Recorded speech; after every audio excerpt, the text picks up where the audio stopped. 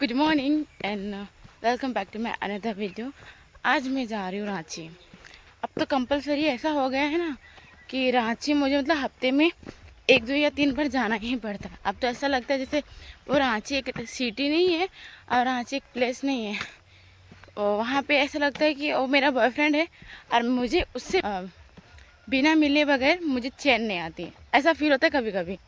मतलब पहले ऐसा था ना कि गाँव आओ तो सिर्फ घर के अंदर ही रहो, कहीं का आता नहीं पता नहीं, कहीं जाना नहीं कहीं आना नहीं। और अभी हफ्ते हफ्ते में रांची जाओ, कभी हटिया जाओ, कभी रातू रोड जाओ, कभी सिमडेगा जाओ, कभी कोल्हापुर जाओ। मतलब क्या है यार, अब इतना भागना पड़ रहा है। मैं तो ये सोच के आई थी कि चलो घर जा रही हूँ, घर पे बैठूँगी, जो भी रहेगा करके घर पे बैठूँगी। लेकिन अब कभी यहाँ कभी वहाँ, कभी यहाँ कभी वहाँ, बस यही रहता है मेरा दिन भर का और कुछ भी नहीं। और अभी 6 बज रहे हैं। अब मैं इतनी गर्मी से हालत मेरी ख़राब हो गई है। मतलब मेरा फेस तो देख ही रहो, अब भीग रहा है पूरा गर्मी से।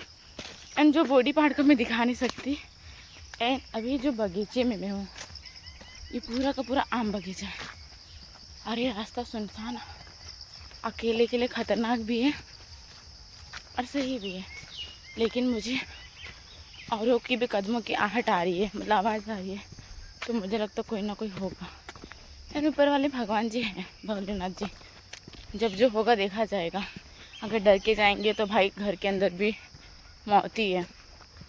इसलिए चलो डर के सामने को। उफ, अभी तो ये जंगल कुछ भी नहीं है, पता है। ये तो बहुत भयंकर जंगल लगता है जब बरसात के टाइम होती है ना।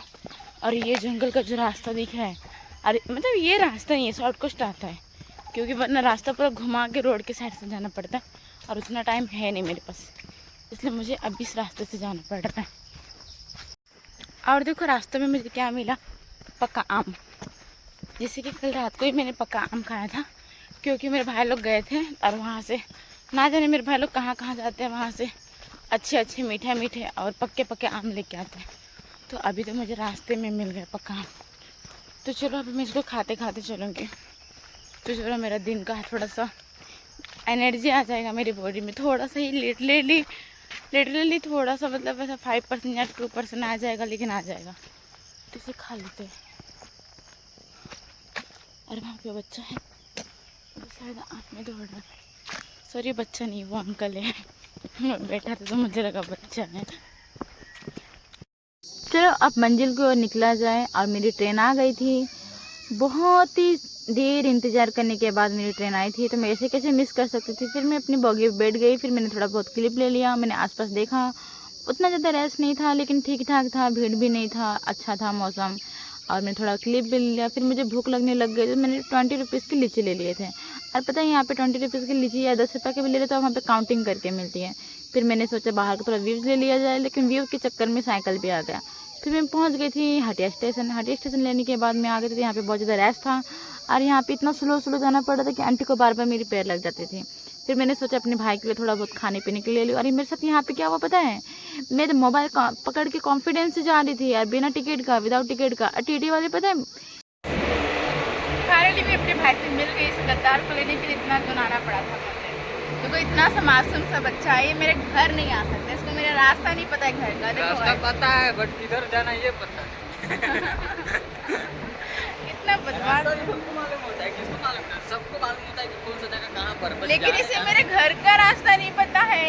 अभी लेके गए हैं, कितनी बार मैंने इसको बुलाया, आओ हमारे घर पे आओ, कभी तो आओ कभी तो आओ। और लेके जाएंगे तब ना आएंगे, और जब लेके आए ना तब ये सो रहे रहता है। या। फिर भाई से मिलने के बाद, मासी को टाटा बाय बाय करने के बाद मैं ट्रेन पे चढ़ गई थी। मेरी ट्रेन लग गई थी 3 नंबर प्लेटफॉर्म में। और ये ट्रेन एकदम अलग ही लेवल का है, मतलब अलग ही लेवल का। इस ट्रेन में ना भाई तुम्हें इसका दरवाज़ा ही नहीं मिलेगा। पंखा बंद हो जाए मतलब सरकार का ना है, टिकट लेके तरफ बुकिंग कर दे।